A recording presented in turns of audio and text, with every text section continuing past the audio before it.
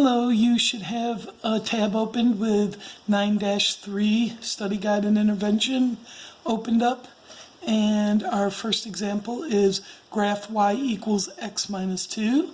So it's y equals x minus 2. So that is written in the form of y equals mx plus b, where x and y is a point, and m is your slope, and b is your y-intercept.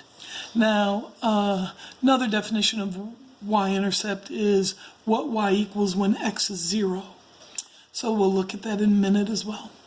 So here we have the point that we're going to be developing, and the slope is right there. It's an imagined 1, so the slope is 1, and the y-intercept is -2. Now, if we want to graph this, we have to have some points to graph it. So you have to make a function table. So when I make a function table, I want to have 5 rows. And we're going to have 2, I made 6, so it's fine. And you're going to have 6 rows is what I have, but you only need 5. And you're going to have 2 columns that are thinner, 2 that are bigger. So here's the x, here's the y, here's the function, which is what y equals, and that's x minus 2. And then here you, of course, have the ordered pair. So now we got to get some x's, and sometimes they'll say x equals, and they'll give them to you to put there. And if they don't, you can just make them up. So I'm going to make up and just do 0, 1, 2, 3. I could have done some negative numbers, but I just want to start off easy. So x here was 0. So 0 minus 3 is -3. Here x is 1. Oops, this is -2. Sorry. -2, so it's -2. Here, 1 minus 2 is -1. 2 minus 2 is 0. And 3 minus 2 is 1. So these are our ordered pairs. 0, -2. 1, -1. And 2, 0. And 3, 1. So these are our x's and these are our y's. Okay, so these are the domain and these are the range. Here we have the ordered pairs that we're going to now want to graph. Okay, and remember I said the y-intercept was this number right here, -2. It's also when x equals 0. And if we look at x equals 0, there's the y-intercept. Okay, so now we're going to graph this. So I'm going to just make a quick graph.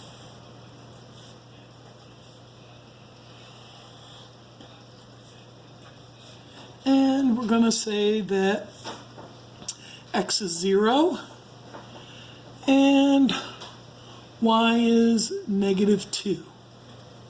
Okay? Then we're going to say x is 1 and y is -1. Then we're going to say x is 2 and y is 0. That's 0 on the y-axis. And then x is 3, and y is 1. Okay, so I'm going to graph those, and you can see it on your example there, that y equals x minus 2. Okay. So now number 1 says complete the function table, then graph the function. Okay, so it's y equals x plus 3. And we do our function table.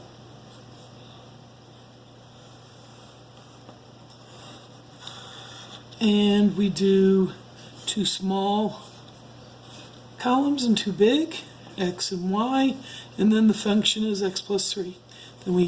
Then we make up our numbers because they didn't give them to us, and we do x plus 3 is 3. This is our ordered pair. And this would be 1 plus 3 is 4, so 1 and 4. That's our x, that's our y. 2 plus 3 is 5, so 2, 5. And then 3 plus 3 is 6, 3, 6. So there's our domains and there's our range. And we are going to graph those. So I'm going to make, I don't have any graph paper, so I'm just going to do the best I can. So we have x equals 0. See, I can make some little tick marks if I want to.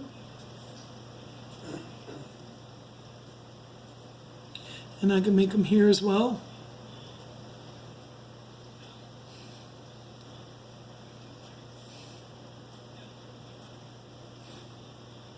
So we have 0, 3.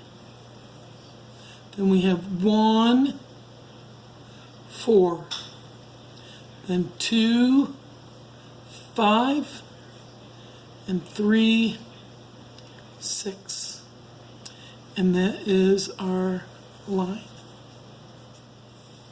Okay. Now,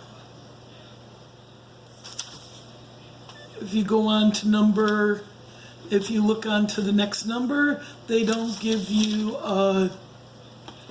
they do not give you a function table, but they show the graph there, but you can make your own function table. So let's do number 2. Okay, we'll do number 2 together, which is y equals 3x plus 2. Okay, so we're going to do y equals 3x plus 2.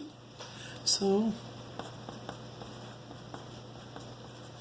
we're going to make a function table. 2 small columns, 2 larger ones. We put an x and y. Then we put the function here. And if we look and analyze this, this is a point. This here is our slope, or m. And this is our b, or our y-intercept. So the slope is 3, the y-intercept is 2. We make up some numbers, then we plug them in. 3 times 0 plus 2, 3 times 0 is 0, plus 2 is 2. 3 times 1, 3 times 1 is 3, plus 2.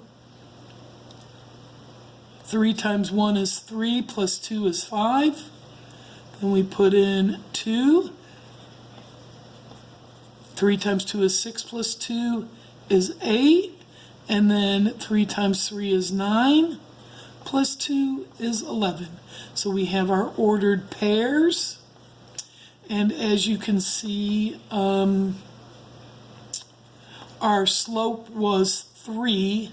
And so when we look at our domain and range, for every time x went up 1, y went up 3. That's the slope. Y goes up 3 for every 1x. And then our y-intercept was 2. When x is 0, y is 2. And so if we graph this, so we're going to look at graphing this. And I'm going to just make my graph, because I looked at the numbers, and I see that my x's are all positive, and my y's go up to 11. So I'll need to have my y's go up to 11.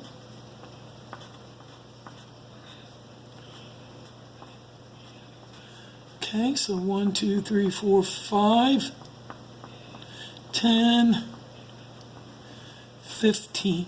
And my x's are here. 1, 2, 3, 4, 5. Okay, so if I'm going to graph this, I go 0, 2, 1, 5, 2, 8, and 3, 11. Now I know that for every 1x, my y went up 3. 1x, y went up 3. For 1x, y went up 3. Okay?